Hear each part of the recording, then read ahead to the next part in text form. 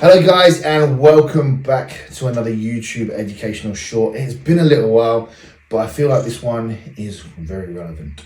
So, is your perception of your body image impacting your progress? So, what do I mean by this? Now, obviously, a lot of coaches are also bodybuilders.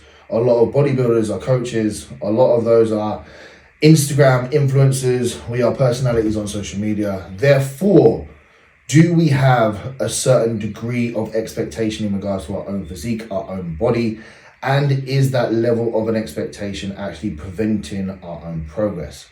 So what I tend to see is it's all round kind of Instagram as a whole, to be fair. People love lean pictures. People are much more invested, excited, whatever the necessary goal is. There always seems to be a lot more positivity around someone who has an insanely lean physique over someone who's in the middle of a bulking phase, or someone who is 2 weeks away from a competition to someone who is 6 week post competition. Now, this sadly is just social media.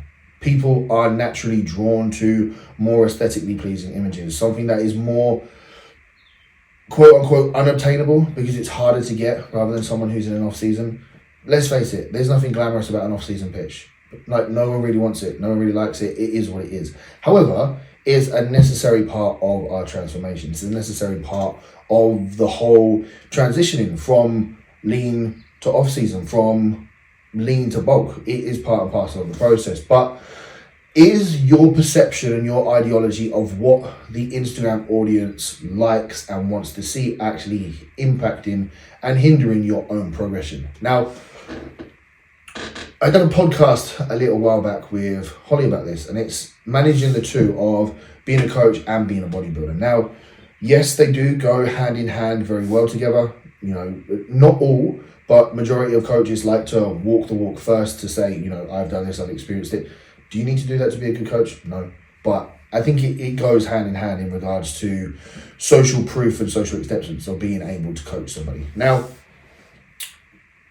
is you being a good competitor or a top elite level competitor going to make you the best coach in the world? No, it's really not. Not at all. If anything, I actually tend to see more high level competitors prioritize their own progression, prioritize their own bodybuilding over their coaching. Now, to me, that makes no sense. Like, they're two separate entities. They should be treated as two separate entities because, yes, okay, when it goes in regards to social proof, the bigger audience you have, potential, the bigger leads you'll get in regards to coaching. It doesn't make you a good coach. It doesn't make you a productive or like top elite level coach at all.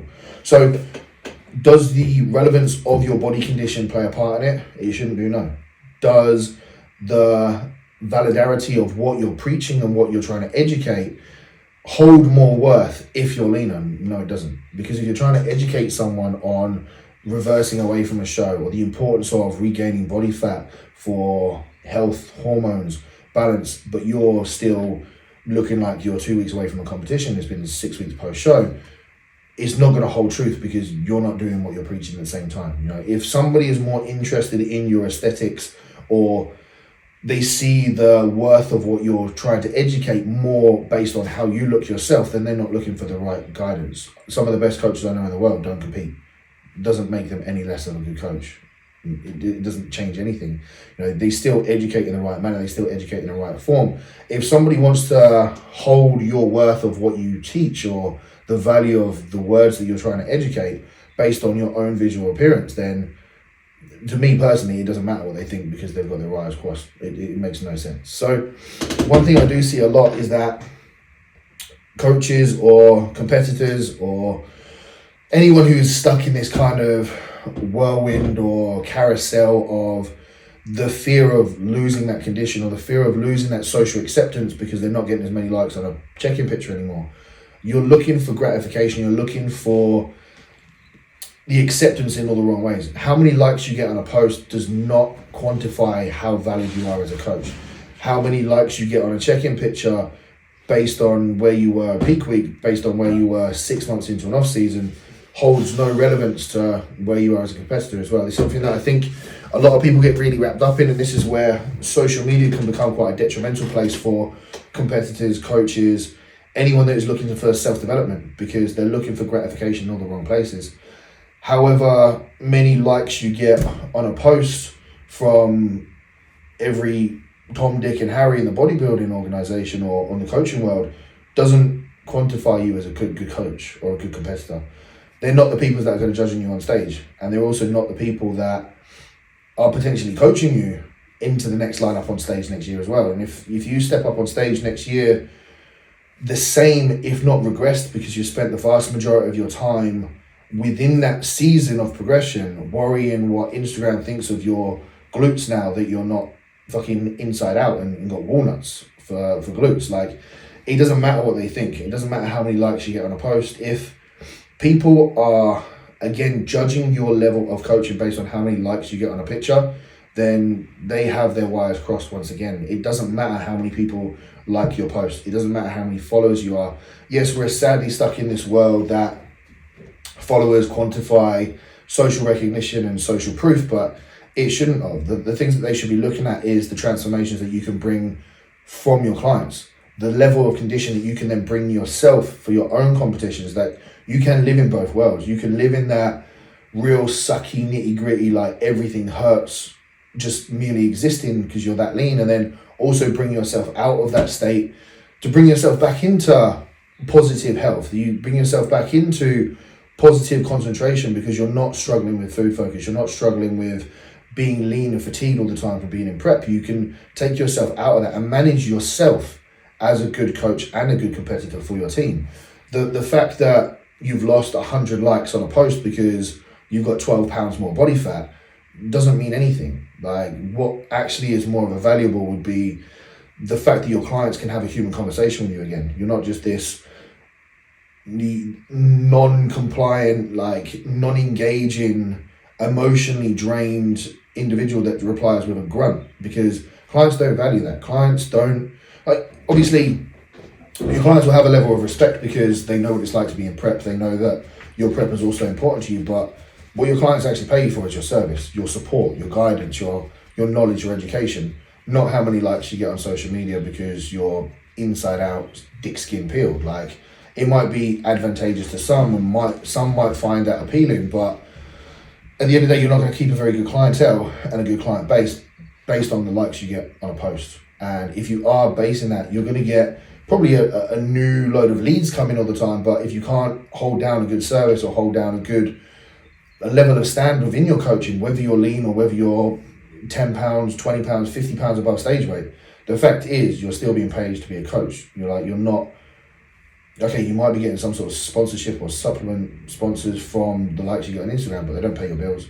You get supplements in the post every month, but what pays your bills and gives you the life and privilege to do what you do is your clients. So your main priority is your clients. It doesn't matter what you post and how many likes you get. It doesn't matter how many shares or comments you get on a post. Like, that, to me, I could be wrong, but to me that's not important. To me, the thing that's important is keeping my clientele happy, keeping them supported, leading from the front and educating them in the right way of, when you're done with the show, you're done with the show. You then put the weight back on to become healthy, become human again, to be able to respond and socialize and be the Brad Weimark that you are outside of bodybuilding, not the shell of Brad Weimark who doesn't really talk to people or doesn't communicate with people because he's struggling so much with prep because he's tired. Like, that serves a purpose for a short period of time, and people will respect that and people understand it, but that's not a sustainable lifestyle, especially if you're just doing it for likes on Instagram, because that's not going to build you a good client base. That's not going to build you a positive and reputational coaching brand either. It's going to be known as someone who's just more interested in likes, doesn't like not being lean because they feel that that's what their worth is, and your worth is not based on the level of body fat you hold or how many trophies you took home this season. People will respect you as a competitor because you can take yourself to those extremes and also manage a business well and note the difference between the two. Being lean doesn't make you a good coach. Being lean and getting thousands of likes on social media is not going to make you a good coach. Like, it might make you more known on social media, but would you not prefer to be more known for the knowledgeable, supportive, understanding and relatable coach rather than the one who just gets shit tons of likes because they're peeled as fuck. Like it's where I think social media also becomes that little bit of a negative in sometimes, where people get lost in this self-seeking kind of gratification of, oh shit, I've got 1,000 likes on this picture. Look at that. Like, so many people are sharing it. Cool. Like, if that's what you're looking for, that's cool. But is it going to make you a better coach? Is it going to make you a more attractive coach for people? Or are people just going to see that as someone who's more invested in themselves and too caught up in the lifestyle of being lean and the gratification you get from it? So something that just I like to put into perspective for people who are competing, people who are getting into that kind of social media and advertising side of it, because yes, of course, it does have its perks and benefits to show people that other than coaching, we also do this as well, and we also do this, and this is how we do it. But I find that people will relate to it more if you actually apply it to real life expectations and experiences of, yes, I took my body fat down to here and I was pretty much non-reachable because I was just switched off all the time.